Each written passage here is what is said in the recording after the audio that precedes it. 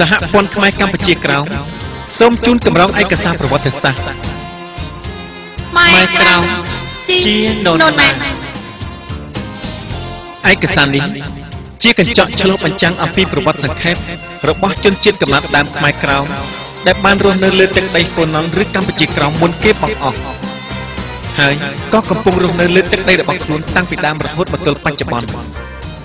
សូមបញ្ជាក់ថាឯកសារនេះគ្រាន់តែជាបំណែកដ៏តូចមួយដែលបានច្រោះចេញពីទំព័រក្រាំងមាសសវតាខ្មែរដោយក្រុមអ្នកស្រាវជ្រាវប្រវត្តិសាស្ត្រសហព័ន្ធខ្មែរកម្ពុជាក្រោមដើម្បីជាឧទាហរណ៍សម្រាប់ទ្រទ្រង់មោទនភាពជាតិនិងសតិសម្បជញ្ញៈជាតិហើយក៏ជាប្រទីបសម្រាប់បំភ្លឺកុលបុត្រនិងកុលធីតាខ្មែរជាពិសេសគឺកុលបុត្រកុលធីតាខ្មែរកំណើតនៅកម្ពុជាក្រោម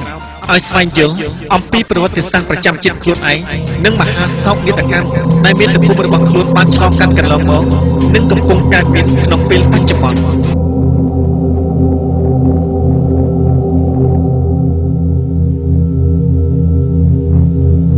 ធ្វើអត់សាសនាអាចចោលឈ្លានពានពួកឯងសាហាវណាស់ខ្វាយគ្រប់ចំនួននឹងសងសឹកនឹងឲ្យអញមិនខានទេអាចចោលឈ្លានពានអាចចោលយកឈ្លានពានទឹកដីខ្មែរហេតុអីបានជាឯងយកមនុស្សមកដុតទាំងនោះបែបនេះខ្មែរបានឲ្យទឹកដីឯងចូលមកក្របនោះហើយពេលដល់ឯងធ្វើបាបខ្មែរយ៉ាងនេះឬឯងមានថ្ងៃណាមួយក៏ទេវតាបរមទេឯងទេអាយុបកប្រាំអាយុធម្មជាតិអាយុគ្លៀតពានអាយុកាច់សាហាវអាយុទេរិឆានលោកម្ចាស់ដល់ពេលដាក់ពួកវាហើយយ៉ាងម៉េចបកកាយជាអស់ចិត្តហើយទៅបើអស់ចិត្តហើយដល់ពេលអញម្ដងហើយវ៉ៃអាដឹកបាទដល់អង្គលើអញឃ្លានតែណាវិញឆាប់អត់ភ្លើងព្រាមទៅអាយុយកមកសៀតខ្មែររាប់លាននឹងចងចាំសងសឹកឯងមិនខានទេឯងចាំមើលទៅអាដឹកឯងដឹកព្រាមទៅឯងនោះចាំនរណាទៀត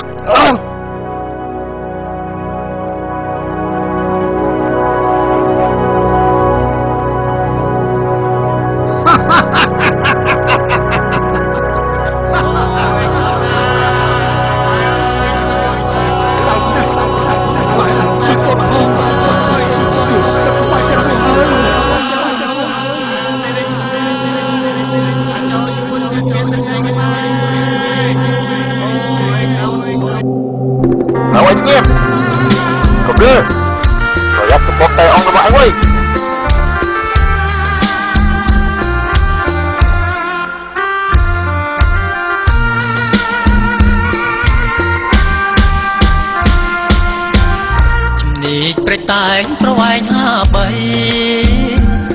អនុស្សាវរីយ៍ជាប់ដោយលោហិតពីមាត់ជ្រូកទល់នឹងពីមសមុទ្រ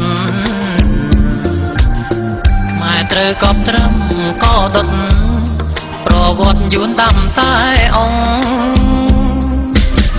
គទិដ្ឋភាពភ្លើងក្តៅសរសៃកុនត្រាំងយួនស្ដីដាំកុំរើកុំពុំតែអង្គបើខ្មែរច្រើនពាន់ត្រូវដាំតែអង្គនៅក្នុងរាជយួនយ៉ាឡុង18